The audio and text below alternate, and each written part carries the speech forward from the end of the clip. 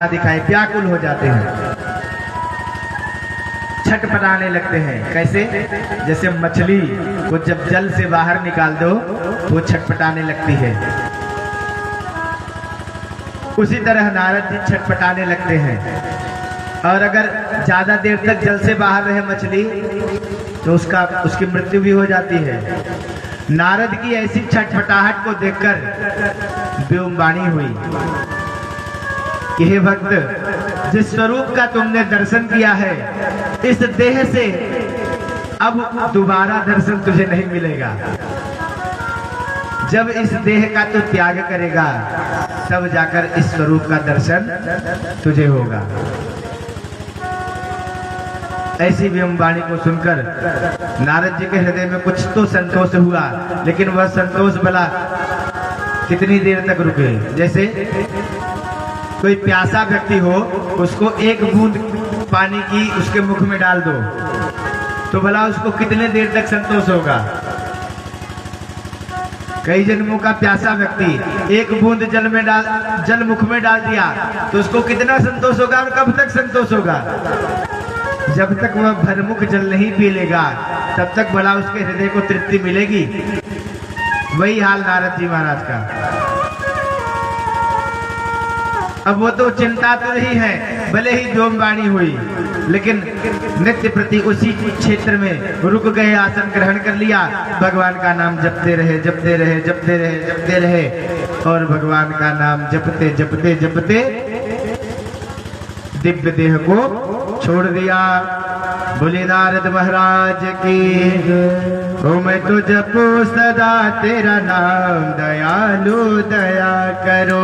मैं तो जपू सदा तेरा नाम, दयालु दया करो। मैं तो जपू सदा तेरा नाम, दयालु दया करो। मैं तो जपू सदा तेरा नाम, दयालु दया करो।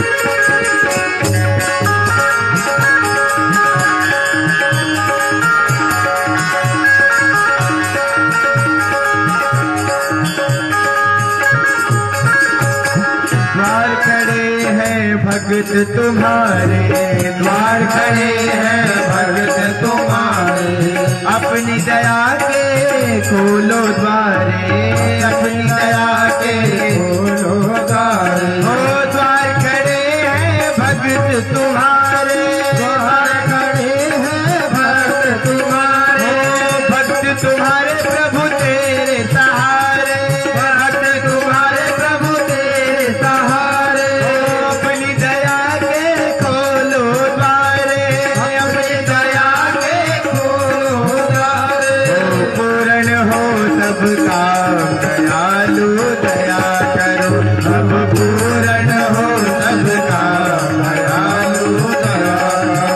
मैं तो जपो सदा तेरा नाम, दयालु दया करो। मैं तो जपो सदा तेरा नाम, दयालु दया करो।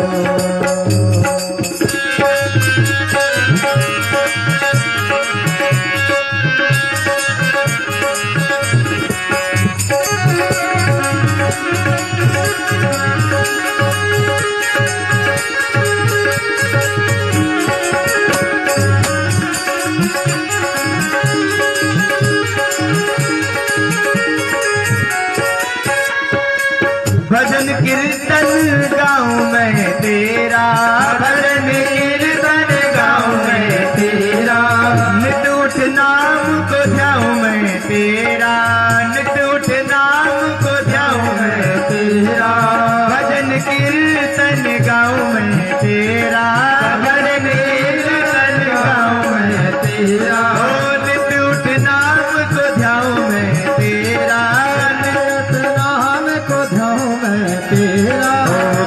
कृष्ण राम दयाल दयालु दया करो। मैं तो जपो सदा तेरा नाम दयालु दया करो। मैं तो जपो सदा तेरा नाम दयालु दया करो। मैं तो जपो सदा तेरा नाम दयालु दया करो।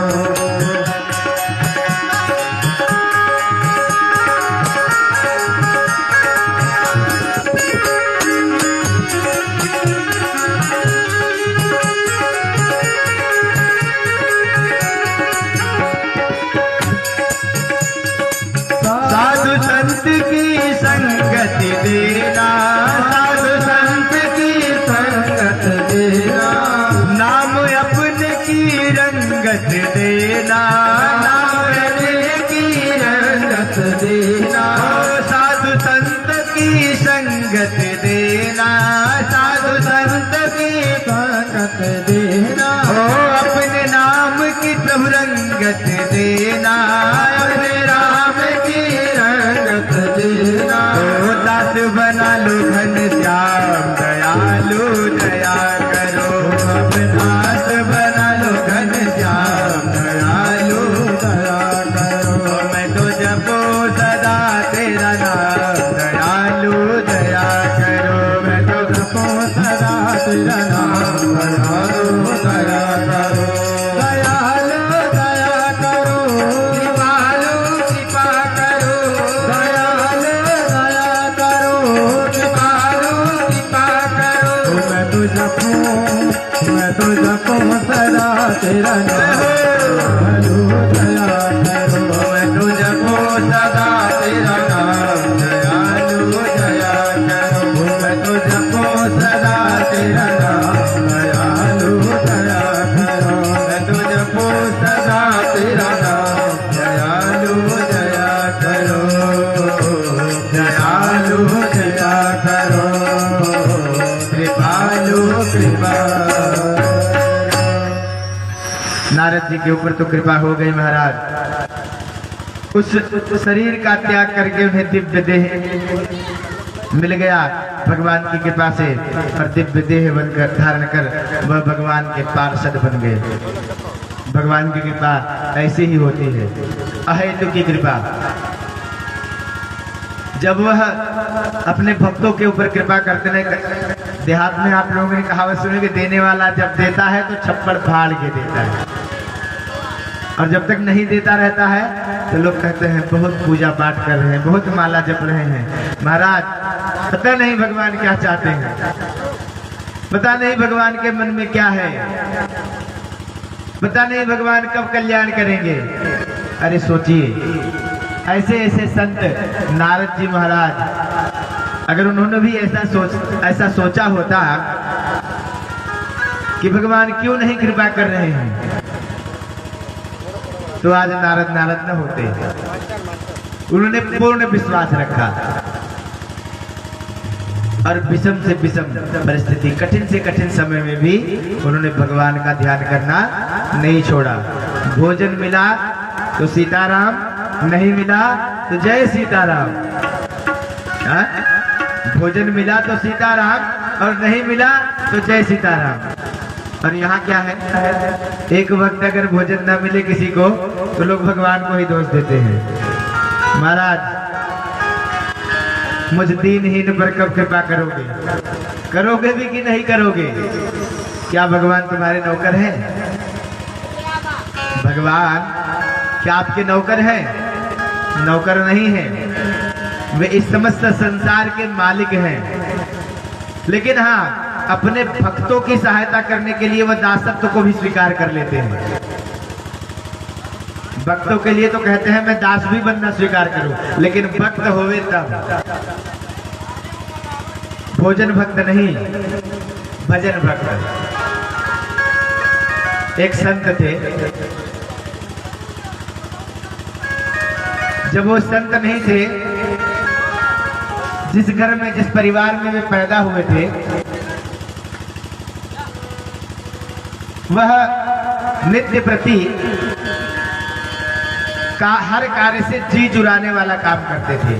काम करना न पड़े और किस प्रकार से मैं कार्य न करूं, इस उपाय को, इस युक्ति को ढूंढ लेते और काम से जी चुरा कर किसी कोने को धारण कर लेते, एकांतवासी हो जाते। और जब भोजन का नंबर आता तो पंक्ति में सबसे आगे बैठते और खूब ढेर सारा भोजन करते। कई पंगत उठ जाती पर वे भोजन करते ही रहते और भोजन करते करते कहते, दाने दाने पर लिखा है खाने वाले का नाम। बोलो जय श्री राधे। भोजन करते रहते और कहते, दाने दाने पे लिखा है खाने वाले का नाम। घर परिवार वाले, जब तक माता पिता रहते हैं तब तक तो बच्चे की हर गलती माफ, लेकिन जब माता पिता गुजर जाते हैं तो भाई देखते हैं कि कौन काम का है, कौन काम का नहीं है। और जो काम का रहता है उसको तो स्वीकार कर लेते हैं और जो काम का नहीं रहता है ना, उसका बंटवारा कर देते हैं। बिना काम के व्यक्ति का वो बंटवारा कर देते हैं। और कैसे बंटवारा करते हैं? बंटवारा भी इस प्रकार से करते हैं कि जिसके लिए ढेर सारी लड़ाइयाँ होती हैं। अब माता पिता गुजर गए, संत भगवान का नाम जपते रहते हुए तो नित्य कोना धारण करके भगवान का नाम जपते और जब भोजन का समय आता तो ढेर सारा भोजन करते। भाइयों ने कुछ समय तक तो संभाला, लेकिन जब भाइयों का भी विवाह हो गया, जब उनकी श्रीमतियां आई, पत्नियां आई, तो श्रीमती का काम न कर बुद्धि को भ्रमित करने का कार्य किया। देखिए शास्त्रों में पत्नियों को श्रीमती कहा है। श्रीमती का क्या अर्थ होता है? श्री लक्ष्मी जी का संबोधन है। श्री लक्ष्मी जी का संबोधन है और मति सरस्वती जी का संबोधन है। बुद्धि, मति माने बुद्धि। पत्नियों को श्रीमती कहा जाता है, माने सरस्वती और लक्ष्मी दोनों को एक साथ में उनकी संज्ञा दी गई है। लेकिन किसके लिए? सुलक्षणा के लिए। कुलक्षणाओं को श्रीमती से नहीं संबोधित करना चाहिए। जो सदैव मन को भ्रमित करें, पाखंडवाद में फैलावे, अपने सास ससुर की सेवा न करें, जेठ जेठानियों का आदर न करें और हमेशा मन को कुंठित करने वाली ही बात करें, घर फोड़ने वाली बात करें, वे कहां से श्रीमती हुई भाई? वे तो कुमती हुई। अब जब उन सभी की पत्नियां आई तो उन्होंने अपने अपने पतियों के मन में कुविचार प्रेषित करना छोड़ दिया कि आप लोग बैलों की तरह काम करते हो, खटते हो, खेत में जाते हो, हल चलाते हो, खेती करते हो, सारी व्यवस्था करते हो, और ये तुम्हारा छोटा भाई देखो कैसा सांड के जैसा पला, घर में बैठा बैठा पला है, दिन भर करता धरता कुछ नहीं, केवल सवेरे दोपहर शाम को भोजन करता रहता है। अरे इतनी हृष्ट पुष्ट शरीर है, इससे कुछ काम करवा लो। कोई काम करेगा तब तो इसका रहना सार्थक है, अन्यथा इसका भला विवाह भी कैसे करेंगे? इसकी जब पत्नी आएगी तो उसका देख रेख कौन करेगा? इसकी यही गति रही तो कोई कार्य नहीं करेगा, उस पत्नी का भी सेवा हमें ही करना पड़ेगा। तो इससे अच्छा है कि अब इन छोटे भैया को घर से निकालो, इनको एकांत ही दे दो, बंटवारा कर दो। अब उन छोटे भाई को सभी भाइयों ने मिलकर घर से निकाल दिया, एकांतवास दे दिया, बंटवारा कर दिया, हिस्सेदारी लगा दी। संत महाराज ने देखा अब भाइयों के यहाँ भोजन मिलने से रहा तो वह भ्रमण करने लगे, एक नगर से दूसरे नगर, दूसरे नगर से तीसरे नगर, तीसरे नगर से चौथे नगर। एक स्थान पर पहुंचे जहां पर ऋषियों का समूह था, ऋषियों की मंडली थी। नित्य वहां पे भजन और भंडारा होता था। साधु लोग जहां रहते हैं आप लोगों ने देखा होगा, दिन भर अपना डपली और सारंगी वगैरह लिए रहते हैं, दिन भर नित्य भगवान का भजन करते हैं, हरे राम हरे कृष्ण बनते रहते हैं। सायंकालीन वेला में किसी स्थान पर विराजित हो जाते हैं और वहां पर जो भिक्षा में पाया हुआ अन्न इत्यादि रहता है उससे भंडारा करते हैं। भगवान का नाम लेकर भगवान को भी भोग लगाते हैं, स्वयं भी भंडारा पाते हैं। जो इनके दुख के लोग वहां पर पहुंच गए उन्हें भी प्रसाद पवाते हैं। ऐसी मंडली देखा जब उसने तो सोचा कि यहाँ अगर मैं भी इनके समूह में शामिल हो जाऊंगा तो भोजन की जो व्यवस्था है वह भी मेरी बन जाएगी। ऐसे भटके भटके कब तक फिरूंगा। मन में विचार किया। संत जो उन सभी में श्रेष्ठ थे उनके पास गया, प्रणाम निवेदन करके कहता है, महाराज मुझे भी अपना चेला बना लो, मैं भी आपकी मंडली में रहना चाहता हूँ और मुझे भी अपना दास बना लो। संत बड़े सरल हृदय के होते हैं। उन्होंने देखा इस अनाथ का कोई नहीं है, ठीक है मेरे साथ रहने के कुछ नियम है। नियम क्या है? प्रातः काल सवेरे उठकर स्नान कर लेना होगा, सवेरे सवेरे जल्दी उठकर स्नान कर लेना होगा। ठीक है महाराज करूंगा। कहता है कि मैं आपके सारे नियम को मानूंगा, आप सब नियम बता दो महाराज जल्दी जल्दी। कहते हैं प्रातः उठकर स्नान करना होगा, संध्या वंदन करना होगा, भगवान का भजन करना होगा,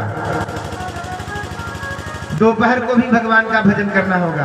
हाथ जोड़कर कहता है, महाराज प्रातः संध्या वंदन करने के पश्चात कुछ पेट पूजा होगी कि नहीं होगी? तो संत जी कहते हैं अवश्य होगी।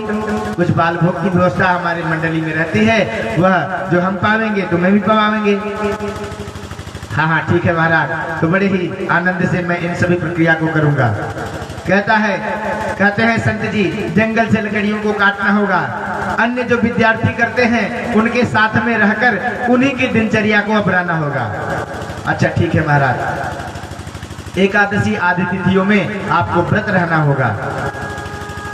अच्छा ठीक है महाराज, मैं आपकी सारी बातों को मानूंगा। कुछ समय व्यतीत हो गए, एकादशी तिथि आई। अब वह जो भक्त था भगवान का नाम तो बड़े सच्चे हृदय से जपता था, लेकिन भूखे न रह पाता था। उसकी केवल यही समस्या थी कि वो भूखा नहीं रह सकता था। कहता था भूखे भजन न हो ही गोपाला। और सवेरे सवेरे उठा, एकादशी के दिन गंगा जी स्नान करके चला आया, संध्या उपासना भी कर ली। संध्या उपासना करने के पश्चात अब रसोइये की तरफ ताके झाके, जहाँ रसोई बनती थी बार बार उसकी निगाह वहां जाए, धुआं तो दिख ही नहीं रहा है, चूल्हे से आग की लपटें दिखाई ही नहीं दे, धुआं भी नहीं दिखाई दे रहा है। आज भंडारी क्या कर रहा है? क्या भोजन नहीं बनेगा क्या? आज बाल भोग भी नहीं बनेगा क्या? विचार करता है, चला गया रसोई में, चला गया। रसोईया जो था उसे प्रश्न किया, अरे क्या महाराज आज रसोई नहीं जलाई, क्या आज बाल भोग बनेगा कि नहीं बनेगा? रसोईया कहता है, अरे क्या तुम्हें ज्ञात नहीं है आज एकादशी की तिथि है, और एकादशी तिथि में हम सभी साधु जन केवल जलाहार करते हैं। सवेरे दोपहरी संध्या को जल पीकर ही भगवान का नाम जपते हैं और भगवान के रूप गुणों का चिंतन करते रहते हैं। तो आज के दिन कोई रसोई न बनेगी, कोई भोग नहीं बनेगा, जल का पान करना है, जल पीकर के भगवान का नाम जपना है। अब तो वो बड़ा चकित हो गया, बुद्धि चक्कर खा गई, भला बिना भोजन किए मैं तो रह न पाऊंगा। दौड़ा गया गुरुदेव के पास, महाराज मेरे ऊपर कृपा कीजिए, मैं तो बिना भोजन के न रह सकूंगा। ऐसा प्रश्न करता है तो महाराज जी को दया आई। अच्छा ठीक है, जाओ भंडारी के पास चले जाओ, अपने पाने भर अन्न घी भोजन की सारी वस्तुओं से ले लो और चले जाओ कहीं दूर, आश्रम से कहीं दूर चले जाओ, क्योंकि इसके आसपास अगर तुम भोजन बनाओगे तो भोजन बनते समय ना, भोजन जब बनता है तो उसकी सुगंध आती है, रोटियां सिकती है तो उसकी सुगंध आती है ना, अग्नि पे जब सिकने लगती है तो उस सुगंध से जो व्यक्ति भूखा होता है ना, उसके हृदय में क्षुधा का वेग अत्यधिक बढ़ जाता है। आप लोगों ने अनुभव किया होगा कभी कभी, जब भूख बड़ी जोर की लगी हो और रसोई में भोजन बन रहा हो तो वहां से जो सुगंध आती है वह सुगंध पाने के बाद जो क्षुधा का वेग होता है वह कई गुना बढ़ जाता है। तो इसलिए संत जी ने कहा कि आश्रम के आसपास कहीं भी भोजन बनाना मत, नहीं तो तू तो भटका ही है, तेरे साथ मेरे अन्य ढेर सारे विद्यार्थी भी भटक जाएंगे। इसलिए दूर कहीं चला जा और दूर जाकर भोजन पका और पाले, लेकिन भोजन पाने से पहले भगवान को भोग लगाना मत भूलना। बिना भोग लगाए भोजन मत पाना। ऐसा कहकर आज्ञा लिया गया। भंडारे से प्रसाद की सामग्री ली, दूर जाकर गंगा जी के किनारे बैठ गया एक वृक्ष के नीचे और भोजन तैयार किया। भोजन तैयार हो गया। अब गुरुदेव के द्वारा कही बात याद आ गई कि महाराज जी ने कहा था कि बिना भोग लगाए भोजन मत करना। तो महाराज भगवान तो मंदिर में है, मैं तो उन्हें लेके नहीं आया। तो ठीक है, एक पत्तल में भोजन प्रसाद परोस दिया और परोस कर निवेदन करता है, भगवान से प्रार्थना करता है, सीताराम आइए, राजा राम आइए, मेरे भोजन का भोग लगाइए। सीताराम आइए, राजा राम आइए, मेरे भोजन का भोग लगाइए। ओ गोपाल आइए, नंदलाल आइए, मेरे भोजन का भोग लगाइए। प्रभु जी मेरे भोजन का भोग लगाइए। हरि जी मेरे भोजन का भोग लगाइए। हरि जी मेरे भोजन का भोग लगाइए। कहते हैं कि भगवान भक्त के अधीन है। भले ही एकादशी तिथि है, लेकिन जब भक्त बुला रहा है तो भगवान भला कैसे न जाए। भगवान तैयार हुए। अब उसने बुलाया था सीताराम आइए। सीता जी और राम जी महाराज तैयार हुए। तो हनुमान जी ने कहा, महाराज आप मुझे लिए बिना कहाँ चले जा रहे हो? मैंने आपसे कहा था कि आप कहीं भी जाएं, कहीं भी तो मुझे अपने साथ रखे। आपने आशीर्वाद भी दिया था कि हाँ हनुमान, मैं जहां भी चलूंगा, जहां भी रहूंगा, तुम मेरे दास बनकर मेरे साथ सदैव रहोगे। तो महाराज आज क्यों छोड़े चले जा रहे हो? ठीक है हनुमान, तुम भी चलो। अब सीताराम जी के साथ हनुमान भी आ गए। और भक्त क्या कर रहा है? हाथ जोड़े भगवान को बुला रहा है, सीताराम आइए, राजा राम आइए, मेरे भोजन का भोग लगाइए। प्रभु जी मेरे भोजन का भोग लगाइए। हरि जी मेरे भोजन का भोग लगाइए। भगवान प्रकट हो गए। 2 जन को बुलाया, 3 जन आ गए। बड़ा चकित हुआ और मन ही मन कुंठित भी हुआ। मैं तो बुला 2 जन को रहा हूँ, लेकिन ये तो 3 लोगों के साथ आ गए। भोजन भी 3 लोगों का ही बनाया हूँ।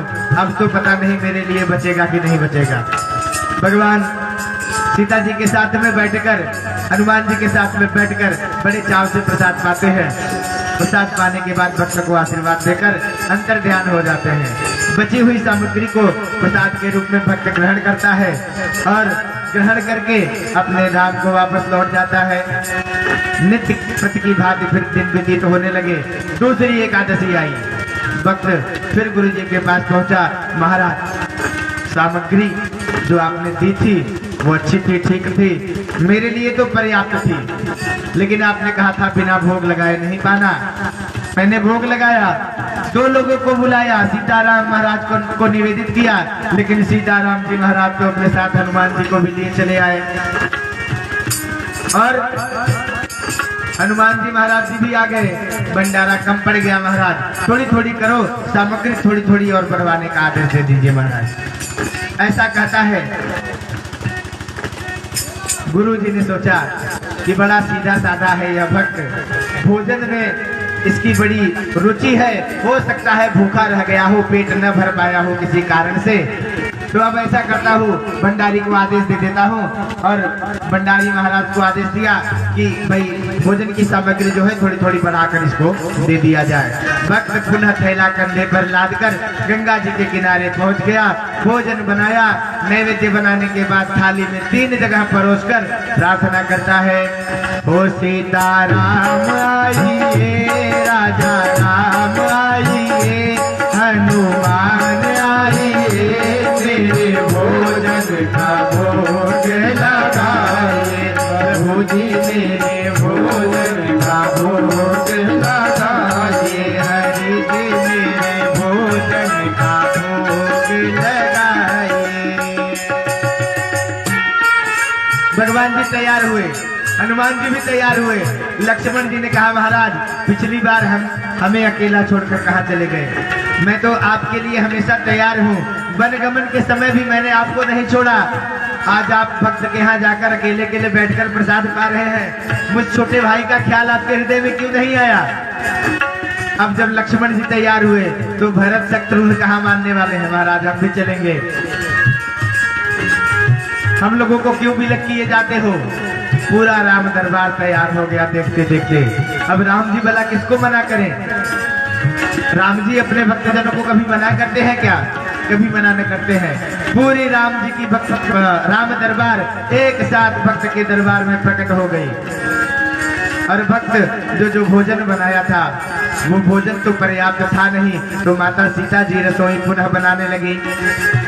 हनुमान जी महाराज जी भोजन पकाने की सारी सामग्रियों की व्यवस्था करने लगे।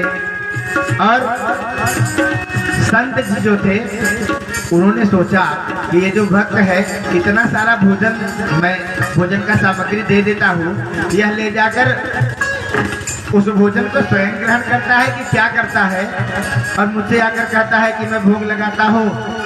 सीताराम जी साथ में हनुमान जी भी चले आते हैं। तो क्या ये सत्य कह रहा है या मुझसे मिथ्या झूठ बोल रहा है?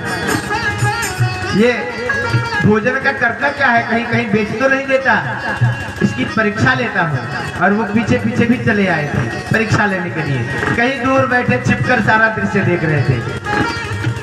अब संत जो था उसका हृदय तो निर्मल था। और भगवान कहते हैं, निर्मल मनजन सो मोहि पावा, मोहि कपट छल छिद्र न भावा। उसे तो केवल भोजन से लगाव था, भोजन पाने के लिए ही वह सारा प्रक्रिया किया करता था। और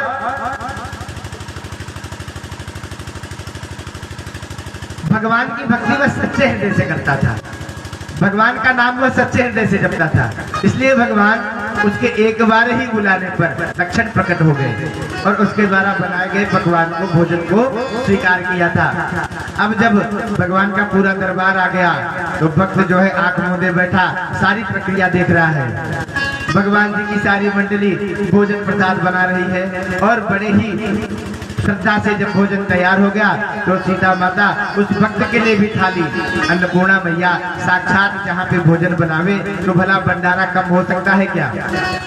अन्य पूरे राम दरबार को वहाँ उपस्थित देखकर ढेर सारे ऋषि महर्षि भी वहाँ उपस्थित हो गए। और जो प्रसाद बना था वह प्रसाद सभी महर्षियों के लिए भी पर्याप्त हो गया। भगवान की लीला भला इसको कौन समझ सके? राई को पर्वत कर देने वाले भगवान की लीला, उनके कथा की जो माधुरी है उसको कहने वाला बहुत विधि से, बहुत प्रकार से कहता है।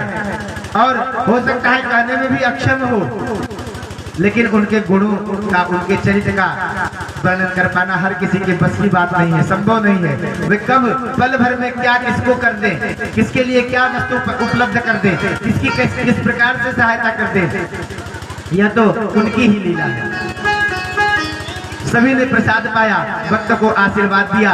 और भक्त जो था वह भगवान से कहता है, महाराज आज तो आप इतनी सारी फौज लेकर मेरे यहाँ उपस्थित हुए, लेकिन मैं जब अगली एकादशी को भोजन प्रसाद मांगने के लिए गुरुदेव के पास जाऊंगा तो जब बताऊंगा कि इतने लोग आए थे, इतने ऋषिगण आए थे, तो गुरुजी तो क्रोधित हो जाएंगे, नाराज हो जाएंगे और मेरे ऊपर शंका करेंगे।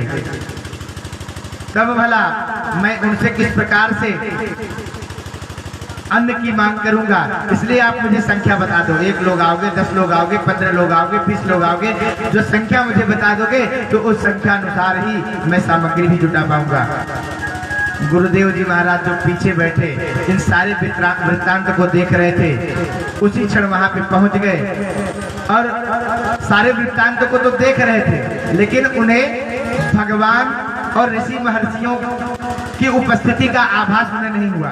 वह यह देख रहे हैं कि जो उनका चेला है वह हाथ जोड़े कभी पूर्व दिशा में किसी से बात कर रहा है, कभी पश्चिम दिशा में किसी से बात कर रहा है, कभी उत्तर दिशा में किसी से बात कर रहा है, कभी दक्षिण दिशा में किसी से बात कर रहा है, और भोजन की थाली लगी हुई है।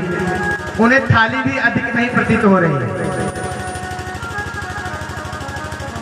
तब आकर उस भक्त के पास पहुंच जाते हैं और कहते हैं, अपने चेला से कहते हैं कि तू किससे बातें कर रहा है, यहाँ पे कोई और भी है क्या, और तू जो सारा भोजन बनाया था वह भी अभी तक तेरे सामने ही है, तू प्रसाद को पाएगा कब। ऐसी बातों को जब गुरुदेव जी महाराज कहते हैं तो भक्त कहता है, गुरुदेव जी महाराज क्या आपको भगवान साक्षात यहाँ पे दिखाई नहीं दे रहे हैं? ये देखिए राम जी महाराज, ये देखिए लक्ष्मण जी महाराज, ये सीता माता, हनुमान जी महाराज चारों भैया के साथ में यहाँ पे उपस्थित है, पूरा राम दरबार यहाँ पे उपस्थित है। अब भी गुरुदेव को दर्शन नहीं हुआ, लेकिन गुरुदेव को आभास हुआ कि निश्चित भगवान की कृपा इस भक्त के ऊपर है, और ये जो कह रहा है निश्चित इसकी बात में सच्चाई है। भले ही प्रभु मुझे दर्शन नहीं दे रहे हैं, मेरे हृदय में कपट है, निश्चित ही प्रभु मुझे दर्शन नहीं दे रहे हैं, लेकिन आज इस भक्त के माध्यम से, ये जो भक्त है इस भक्त के माध्यम से उस अनुभूति को मैं स्वीकार कर रहा हूँ कि भगवान का दरबार यहाँ पर है। और जब मेरा हृदय भी निर्मल हो जाएगा तो हो सकता है भगवान मुझे भी दर्शन दे, लेकिन आज मैं अपने इस चेला को ही प्रणाम करता हूँ, क्योंकि ये जो चेला है यह कोई साधारण भक्त नहीं है। भले यह भोजन भक्त है, लेकिन भोजन भक्त ने आज भगवान की भक्ति का सार्थक रूप का निरूपण कर दिया, और साक्षात भगवान ने इसको दर्शन दिया तो निश्चित ही वह प्रभु मुझे भी कभी दर्शन देंगे। इस प्रकार भगवान साधु हृदय भक्तों के कल्याण के लिए सदैव तत्पर रहते हैं और उनका कल्याण करने के लिए हर क्षण तैयार रहते हैं। ज्ञानियों के पास भगवान जल्दी नहीं जाते, लेकिन जो निर्मल भाव से और मन भले ही अज्ञान, मन में वेदों का ज्ञान न हो, वेद पुराण के बारे में न जानता हो, लेकिन केवल भगवान का ही नाम जपता हो और सच्चे हृदय से जपता हो, तो भगवान उसके ऊपर अपनी कृपा बड़े जल्दी ही करते हैं। ऐसी ही कृपा उन्होंने अपने उस भक्त के ऊपर करी और भक्त के माध्यम से उन गुरुदेव महाराज जी के भी ऊपर करी। आइए मूल कथा की तरफ बढ़ते हैं। नारद जी महाराज ने उस देह का त्याग किया और देह का त्याग करने के बाद उन्हें दुर्लभ देह प्राप्त हुआ, जो भगवान के पार्षद के रूप में वह भगवान के धाम को प्राप्त हुए। भगवान की सेवा शुश्रूषा करने लगे, भगवान की भक्ति करने लगे, भगवान का चिंतन करने लगे। कालांत में जब प्रकृति अपने प्रलय के माध्यम से निमेष करने लगी और प्रलय का काल जब आया, भगवान नारायण समुद्र के जल में योग माया का ध्यान करते हुए समस्त सृष्टि को समेटने लगे।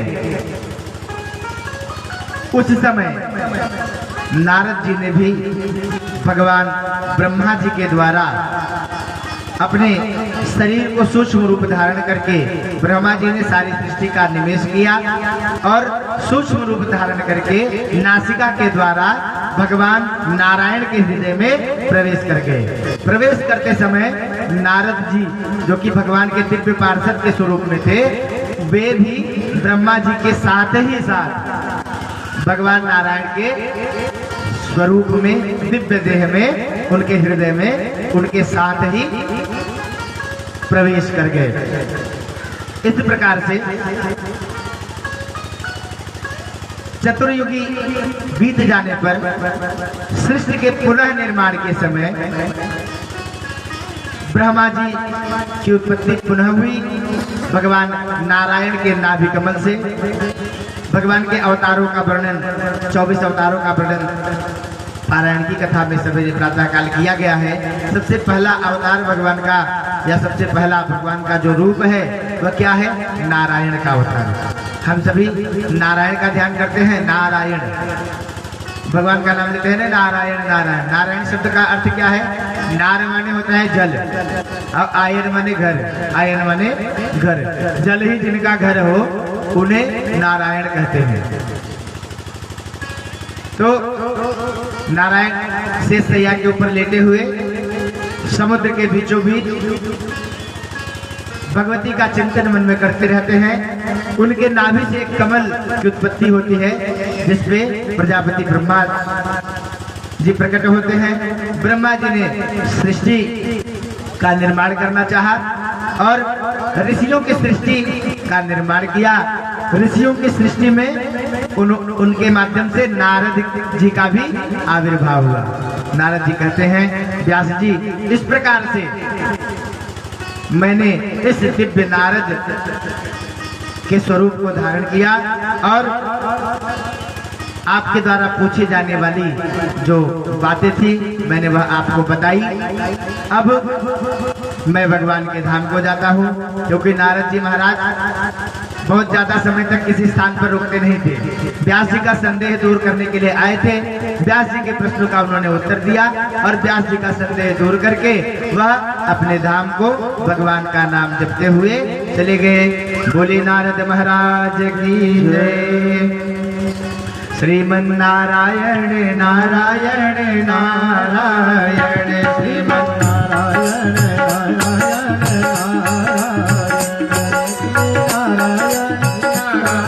नारायण नारायण।